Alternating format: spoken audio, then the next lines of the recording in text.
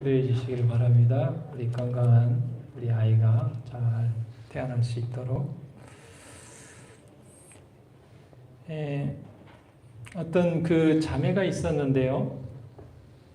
그 남동생이 하여튼 일찍 세상을 떠나게 되었습니다. 그래서 아들 하나를 남겨놓고 세상을 떠나게 됐어요. 그래서 어쩔 수 없이 고모죠. 그 조카를 입양을 했습니다. 근데 이 아이가 눈치를 보는 거예요. 고모 눈치를 보는 거예요. 그러면서 고모의 그 마음에 이렇게 들기 위해서 노력하는 모습을 보면서 그 고모가 하는 말이 참 마음이 아프다는 거예요. 이 어린아이가 만약에 정말 진짜 엄마, 아빠, 부모라고 하면은 배고프면 배고프다 그러고 용돈 필요하면 돈 달라고 그러고 막 이렇게 정말 그래야 되는데 그런 모습을 보면서 참 마음이 아프다 그런 이야기를 했는데요. 우리가 예수님 앞에 나아갈 때 우리가 어떠한 태도로 나가는가 참 아주 중요한 부분입니다. 누가복음 7장 1절부터 10절에 있는 말씀을 통해서 우리가 예수 그리스도께 나아가는 방법에 대해서 오늘 좀 배우기를 원합니다. 예수님께서 가버나움으로 가셨습니다. 예수님의 모든 말과 행동은 다 이유와 목적이 있습니다. 예수님 뭐하러 가버나움에 가셨을까요? 놀러 가셨을까요? 대우받으러 가셨을까요? 그곳에 예수님의 도움을 필요로 하는 영혼이 있었기 때문에 예수님께서 가신 것입니다. 우리가 믿는 하나님은 우리가 도움이 필요로 할 때 우리가 무엇을 짊어지고 싸들고 그분을 찾아가는 것이 아니라 그분이 우리에게 찾아오시는 하나님인 것을 인하여 감사하게 되기를 바랍니다. 2절에 보니까 백부장이 등장합니다. 백부장은 로마의 100명의 군사를 거느리는 꽤 높은 지위를 가진 군인입니다. 그때 이스라엘 나라는 로마의 그 통치를 받고 있었기 때문에 우리로 얘기하면 일제시대와 같은 것입니다. 어떻게 보면 일본 순사죠. 일본 100명의 군인을 거느린 장교와 같은 사람이죠. 그런데 그 백부장이 사랑하는 종이 병들어 죽게 되어서 그 사랑하는 종을 낫게 하고 싶어서 예수님 앞에 나오는 장면입니다. 그 당시에 종은 그냥 물건 취급하는 종입니다. 그런데 그 종을 여기 보니까 사랑하는 종이라고 했어요. 이 백부장이 품성이 참 좋은 사람 같아요.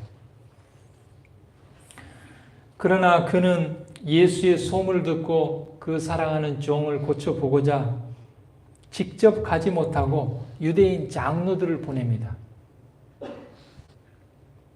아무래도 그 유대인 장로들이 자기보다는 예수님 앞에 나아가는 방법을 더 잘 알고 있으리라고 생각을 했습니다.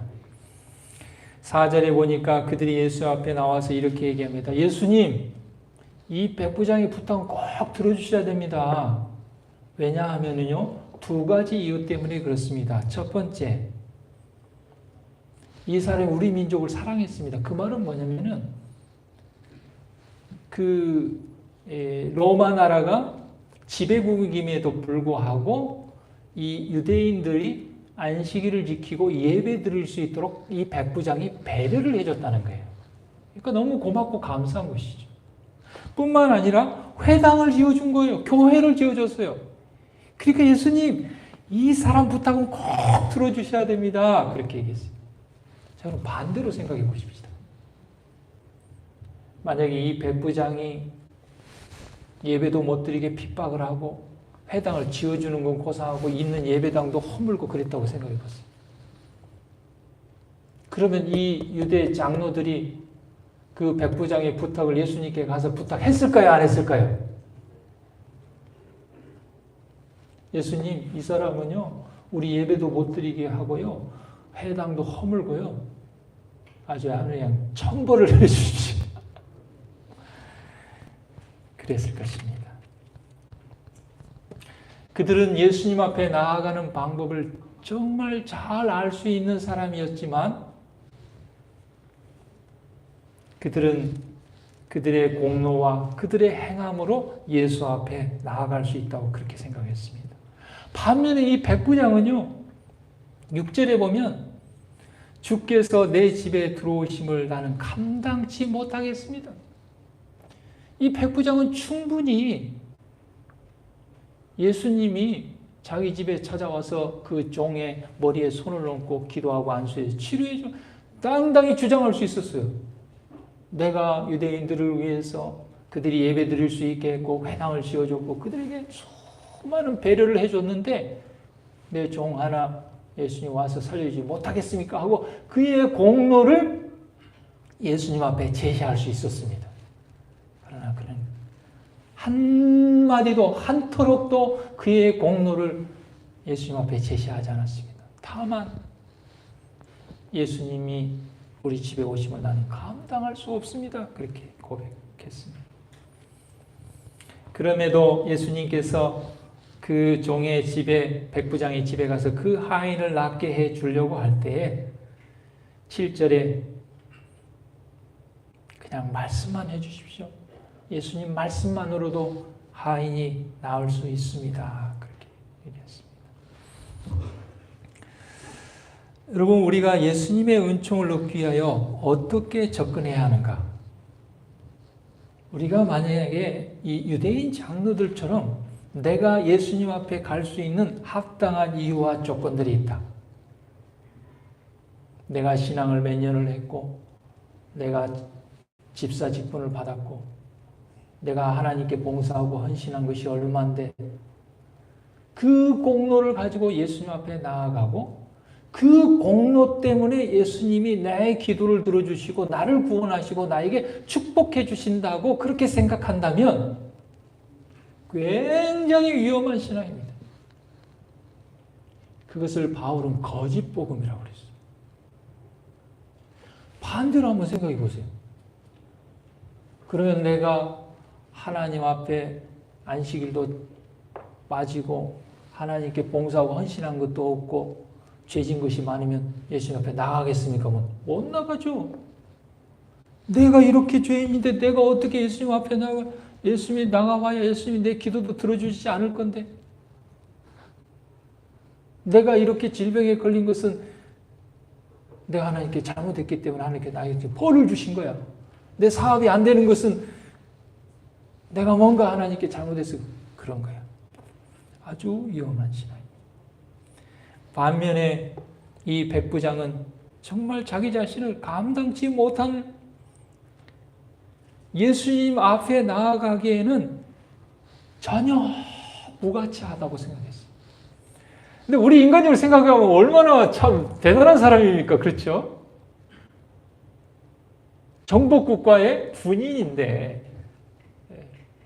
자기가 베푼 선으로 따지자면 인간적으로 보면 충분히 여러분 우리가 만약에 이 소방도로 내달라고 동구청 구청장을 찾아가면 뭐라고 그러겠어요? 우리 교인들 100명이 다 당신 찍어줬으니까 이거 꼭 빨리 내주라고.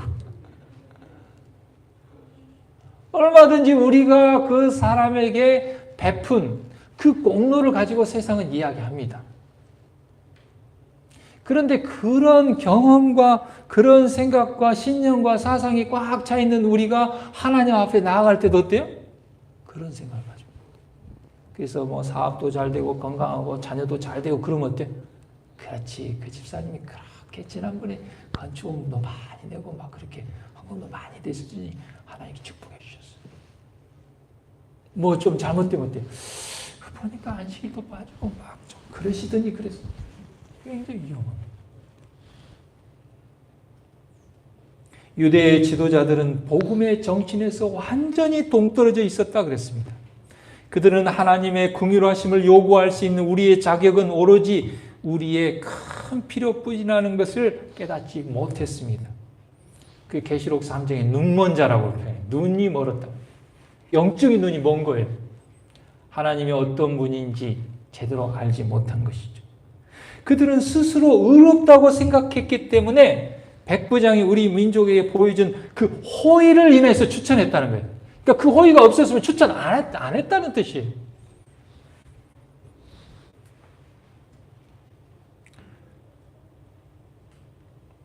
여러분, 우리가 누가복음 18장에 보면 그 바리새인이 주의 성전에 와서 기도하러 와가지고 예배 드리러 와서 뭐라고 그래요? 누가복음 18장 12절에 보면 내가 일주일에 2번 금식하고 수요일에 11조를 드리고 그러면서 자기 공로를 가지고 오잖아요. 근데 결과는 어떻게 됐어요? 예수님께서 그냥 빈손으로 갔다 그랬어요. 그러나 세리는 그의 무가치함과 그의 무력함과 그의 죄를 가지고 왔죠. 불쌍히 여겨주세요. 예수님, 저는 예수님 앞에 드러낼 것이 하나도 없습니다. 오히려 그는 용서함을 받고 돌아갔다고 그랬어요. 자, 그러면 분명히 누가복음 18장에 나와 있는 세리의 예수님 앞에 접근하는 태도나 이 백부장이 예수님 앞에 접근하는 태도는 똑같아요. 근데 우리 지난번 그 사경회 때 공부한 것처럼 우리가 이 진화론 사상이 딱 젖어 있거든요. 그래도 백부장이 세리보다는 나은 것 같아요. 세리는 어때요? 정말 진짜 죄 중에 빠져 있다가 백부장은 그나마라도 뭔 공로라도 있었잖아요. 그래서 제가 설교 제목을 도토리 키재기라고 합니다. 백부장이나 세리나 그가 하나님 앞에 나아가는 공로는 도토리 키재기 별 차이가 안 나요. 우리가 볼 때는 좀 차이가 나죠. 백부장은 이만큼, 세리는 이만큼. 그러나 저 하늘에서 볼 때 여기서 이만큼이나 여기서 이만큼 뭔 차이입니까? 하나님 볼 때. 이만큼 가지고도 구원을 살 수 없지만 저 천장만큼도 전혀 구원을 살 수가 없어요. 그러니까 도토리 퀴즈인 것이죠. 그러니까 이것은 우리의 공로로 살 수 없는 거예요. 전혀 하나님의 은혜죠. 그런데 우리가 정말 그 은혜를 우리가 생각한다고 하면은 우리는 한없이 겸손하고 한없이 감사하고 한없이 하나님 앞에 나아갈 때마다 우리의 공로를 가지고 나아가는 것이 아니라 하나님 주께서 주신 은혜를 무엇으로 보답하면 좋겠습니까? 그것이 우리의 감사의 고백이고 우리의 신앙의 고백이 되기를 바랍니다. 제가 목회를 20년을 했는데요. 제가 교회를 몇 개를 졌는데요.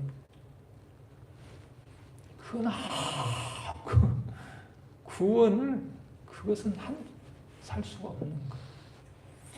예수님께 나아가는 태도는 굉장히 중요한 것입니다. 우리가 조금이라도 우리의 공로를 가지고 예수님의 호의를 얻을 수 있다고 생각하는 자체가 굉장히 교만한 거예요. 그 교만함이 다른 사람을 용서하지 못하고 높고자 하고 그것이 분쟁을 일으키고 그런 것입니다.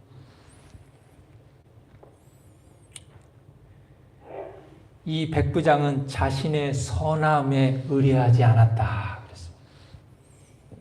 그는 자신의 큰 필요를 역설하였다. 그의 믿음은 그리스도의 참된 풍성을 붙잡았다. 믿음은 붙잡는 손이라고 그랬잖아요. 근데 뭘 붙잡아요? 내 선함과 내 공로를 붙잡으면 안 돼. 유대의 장로들은 이 백부장의 선함과 그들의 스스로 의롭다함을 붙잡았습니다. 그래서 실패했습니다.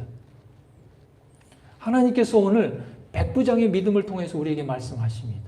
우리가 붙잡아야 될 것은 하나님, 예수님의 품성, 그걸 붙잡아야 돼요. 뭘로 붙잡아요? 우리의 공로로 붙잡지 말고 우리의 믿음으로 그걸 붙잡아야 돼요. 그는 예수를 단지 이적을 행하는 자로만 믿지 아니하고 인류의 친구요 구주로 믿었다. 참이 안 맞죠? 친구라는 말하고 구주라는 말은 맞잖아요. 너무 차이가 많이 납니다. 그런데 예수님은 친구이면서 구주예요. 친구이면서 왕이란 말이죠. 친구이면서 대통령이에요. 예수님은 우리를 친구처럼, 우리가 예수님께 기도할 때 마치 친구에게 이야기하듯이 그렇게 기도하라. 그럼 우리 자녀들이 우리한테 와서 존경하고 정말 위대하신 아버지, 어머니, 제가 용돈이 10만 원이 필요합니다. 이렇게 한다고 그러면 부모가 어떻게 해요? 때에 그 자녀들이 엄마 용돈 10만 원 보내주세요. 그럴 거지. 격식이 없어. 왜? 그 자녀라는 그 이름 하나로. 그런 의미에서 예수님은 우리의 친구예요. 우리의 아버지이신 거예요. 그런데 반면에 그분이 우리의 육신의 부모처럼 힘이 없는 것이 아니라 그분은 아무리 흉악한 죄로부터라도 우리를 구할 수 있는 전능하신 구주라는 거죠. 그러니까 이 백부장은 예수님이 구태여 꼭 와서 손을 놓고 그렇게 안 하고 그냥 말씀으로도 내 종이 낫겠다 하면 그 시로 나을 수 있는 구주라는 것이죠.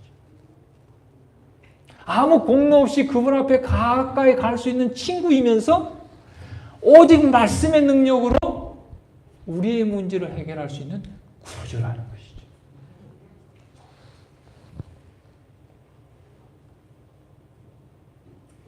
여러분, 우리가 코로나로 굉장히 지금 우리가 대면에서 활동하는 시간들이 많지 않지 않습니까? 굉장히 힘들잖아요.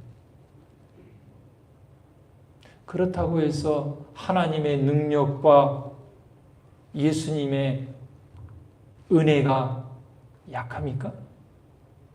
대면이면 그 능력이 크고 비대면이면 그 능력이 약해집니까? 그렇지 않다는 걸 이 백부장이 이야기하고 있습니다. 예수님 구태여 저희 집까지 안 오신다 할지라도 예수님의 능력은, 말씀의 능력은 그냥 나았다 한마디면 됩니다. 저도 백부장인데요. 왕이 명령하면 가라면 가고 오라면 오고 하라면 하고 그렇습니다. 제가 백부장으로 군인들이 부하들이 있는데요. 시키면 시킨 대로 합니다. 하물며 이 인간의 군대의 체계 속에서도 그럴진데 온 우주의 왕이신 예수님 말 한마디면 못할 게 뭐가 있겠습니까? 우리 디도서 3장 5절 한번 다 같이 찾아서 읽어보겠습니다. 너무나 중요하고 귀하고 좋은 말씀입니다. 우리 디도서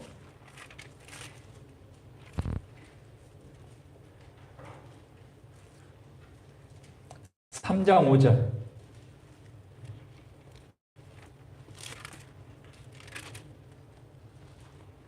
우리를 구원하시되 우리의 행한 바 의로운 행위로 말미암지 아니하고 오직 그의 긍휼하심을 쫓아.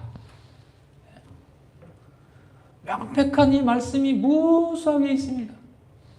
우리를 구원하시되 우리의 행한 바 우리의 의로운 행위로 말미암지 않고 오직 그의 긍휼하심으로. 여러분, 아이가 태어나면 그 갓난아이가 그 갓난아이가 할 수 있는 게 뭐가 있습니까? 그냥 우는 거 하고 입만 뻐끔뻐끔 하는 거 외에 뭐가 있습니까? 그 아이가 엄마에게 그 필요를 공급할 수 있는 공로가 하나도 없어요. 그냥 울고 배고프다고 하는 거 외에는 없어요. 그럼에도 불구하고 부모는 젖을 먹이고 기저귀를 갈아주고 그 지극정성으로 그 필요를 공급하는 것이죠. 완전 긍휼과 은혜죠. 그런데 여러분, 사단은 뭐라고 얘기합니까? 사단은 끊임없이 우리에게 이야기합니다. 그대는 죄인이다. 그대는 죄인이다. 하나님의 축복을 받기를 바랄 수 없다. 계속 얘기합니다. 사단은. 너 그래가지고 어떻게 하나님께 기도할 수 있어? 너 어떻게 그래서 하나님께 나아갈 수 있어? 네가 교인이라고 할 수 있어? 예수님 믿는다고 할 수 있어? 차라리 그러려면 교회 안 다니는 게 나아. 계속 사단은 그렇게 이야기합니다. 그때 여러분 우리는 사단에게 뭐라고 얘기해야 됩니까? 아니야, 그래도 내가 작년에는 잘했어. 그리스도께서 나 같은 죄인을 구원하기 위해서 오셨다. 이 말 한마디면 되는 것입니다. 사단에게 그렇게 말하라는 거예요. 사단이 그대는 죄인이기 때문에 하나님의 축복을 받기를 바랄 수 없다고 이야기할 때 우리는 예수님께서 죄인된 나를 구원하기 위해서 오셨다. 그렇게 말하라.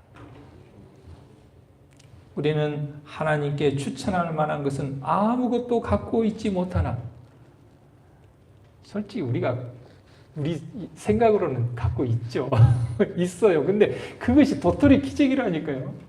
그게 세리나 백부장이나 큰 차이도 없고 그거 가지고 구원을 살 수도 없고 예수님께 나갈 수도 없는 거예요. 그걸 우리끼리 정말 재는 것이지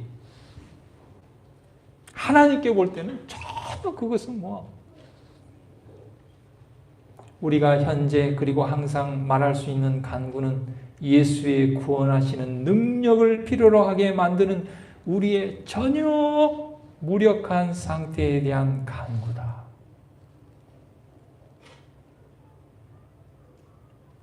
차라리 어떻게 보면 공로가 없는 게 나아요.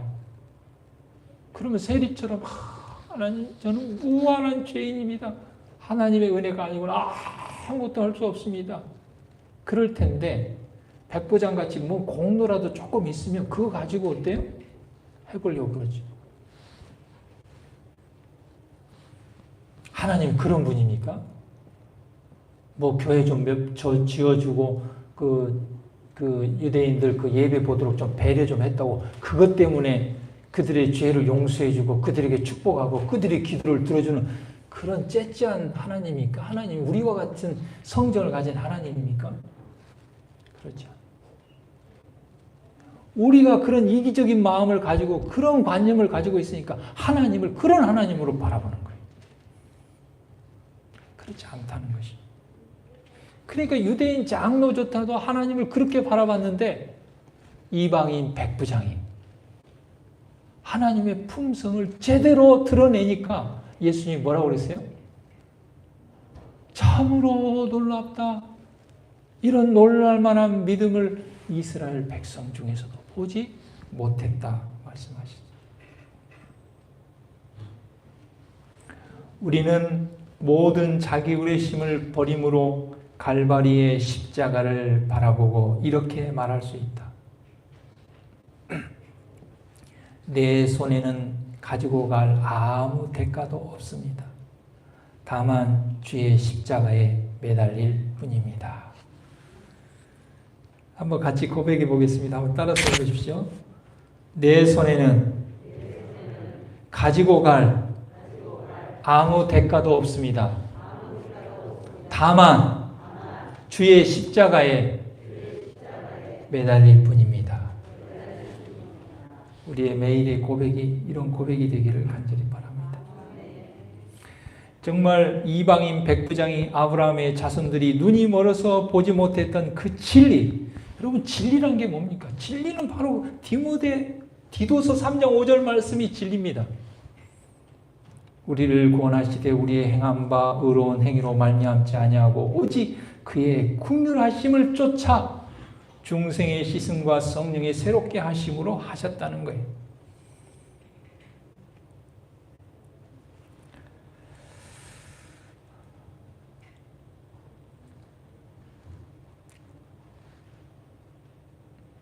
우리 혼합회에서 목회하시다가 미국으로 이렇게 간 우리 젊은 목사님 가정이 있습니다. 최근에 둘째 아들을 낳았는데 저는 지금 한 2달 됐는데 2달 전에 둘째가 태어났다는 것을 제가 분명히 페이스북에 읽었거든요. 그래서 아유 참 잘됐다 축하한다 이렇게 생각을 했는데 나중에 보니까 그의 뒷부분에 다른 기록이 있었는데 그걸 제가 못 봤어요. 최근에 이제 올린 글을 보니까 그 둘째가 좀 우리가 잘 이렇게 안 들어본 그런 질병인데 트리처 콜린 증후군이라는 그 유전자 변형 질병이 있는가 봐요. 그게 굉장히 한 3만 분의 1 그런 확률로 나타나고 이렇게 검색을 해보니까 최근에 이 목포에서도 그런 아이가 하나 태어났는데 15년에서 20년 만에 한 번 나온대요. 그런 아이가. 그래서 이제 임신 초기에 여러 검사들을 통해서는 발견되지 않는 아주 희귀한 증후군이라고 합니다. 이 증후군은 얼굴의 뼈와 조직의 발달이 덜 되어서 여러 문제들을 안고 태어납니다. 그러니까 지금 태어나자부터 수술을 몇 번 했더라고요. 눈이 양쪽으로 많이 처지고 턱이 작고 후퇴되어 있고 광대뼈가 안쪽에 자리를 잡고 있으며 귀가 많이 형성되지 않습니다. 그 목포에서 태어난 아이는 귀가 이렇게 안 보여가지고 이 전대병원 와서 이렇게 수술을 해서 이렇게 이제 귀를 찾아내는 귓구멍을 찾아내는 그런 수술도 한 것 같아요.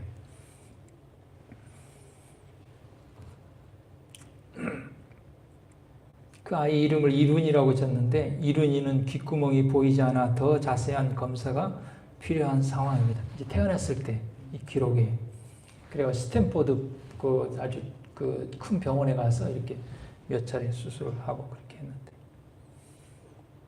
근데 이 아이의 이 증후군 질병에 대해서 뒤에 쭉 얘기하기 전에 맨 앞에 이 목사님이 페이스북에 올렸는데 이렇게 올렸어요. 하나님께서 저희에게 아주 소중하고 특별한 아이를 맡겨주셨습니다.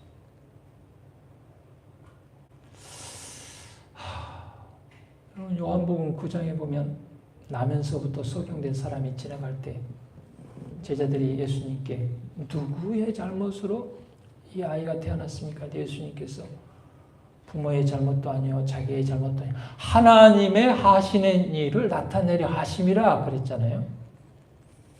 근데 이 목사님도 그렇고 목포의 그 엄마도 그렇고 그 정말 순간순간의 그 기록들을 동영상으로 기록으로 남겨서 그 페이스북에 올리고 이렇게 하면서 그 목포의 엄마는 앞으로 혹이나 이런 증후군으로 혹시 염려하는 부모에게 조금이라도 도움이 되면 좋겠다 그러면서 글을 올린다고 그렇게 했는데 이러한 힘이 어디서 나왔을까? 어떻게 보면 부끄러워할 수도 있고 감출 수도 있고 그럴 수도 있는데 하나님께서 우리의 가정에 맡겨주신 소중하고 특별한 선물이다. 참 많은 생각을 하게 되었습니다. 제가 말씀을 준비하면서 이 부분을 보면서 여러분 이 이룬이는요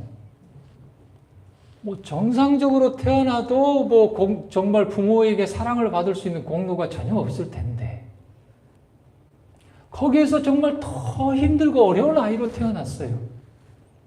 그런데 부모는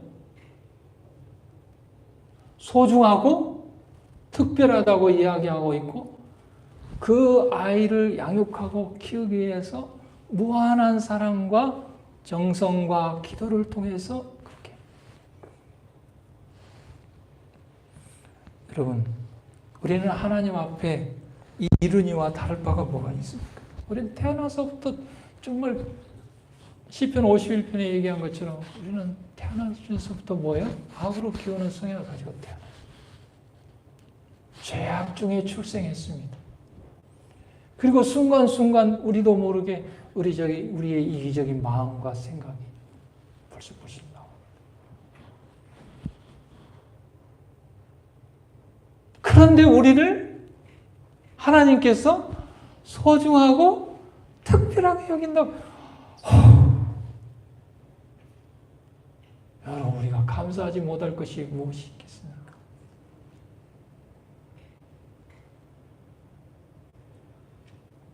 나같이 이렇게 죄인도 하나님이 그냥 구원하고 사랑한다는데, 에이, 그냥 막 살다가 교회 가서 그냥 잘못했다고 한 번씩 하고, 그렇게 살겠습니까?